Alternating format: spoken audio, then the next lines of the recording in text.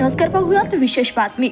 स्वर्गीय आमदार काकासाहेब साळुंखे पाटील यांच्या जयंतीनिमित्त बुधवारी जवळा येथे समाधी दर्शन सोहळा। सांगोला तालुक्याचे भाग्यविधाते स्वर्गीय आमदार काकासाहेब साळुंखे पाटील यांच्या जयंतीनिमित्त बुधवार दिनांक 14 जानेवारी रोजी जवळा तालुका सांगोला येथे स्वर्गीय काकासाहेब साळुंखे पाटील यांच्या स्मृतींना उजाळा देण्यासाठी समाधी दर्शन सोहळा आयोजित करण्यात आलाय। सांगोला तालुक्यातील रस्ते, शेती, पाणी, आरोग्य आणि शिक्षणाच्या सुविधांसाठी शेवटच्या श्वासापर्यंत स्वर्गीय काकासाहेब साळुंखे पाटील यांनी स्वतःचे जीवन समर्पित केले होते। सांगोला तालुक्यातील शेतीच्या पाणी प्रश्नांना पाठपुरावा करतानाच त्यांनी जगाचा निरोप घेतला।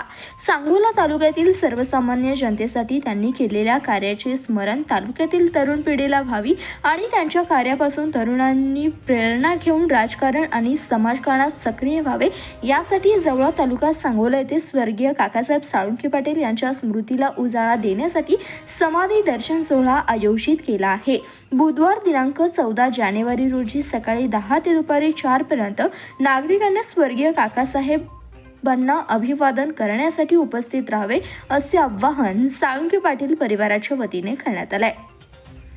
धन्यवाद। पाहत रहा CBS न्यूज मराठी।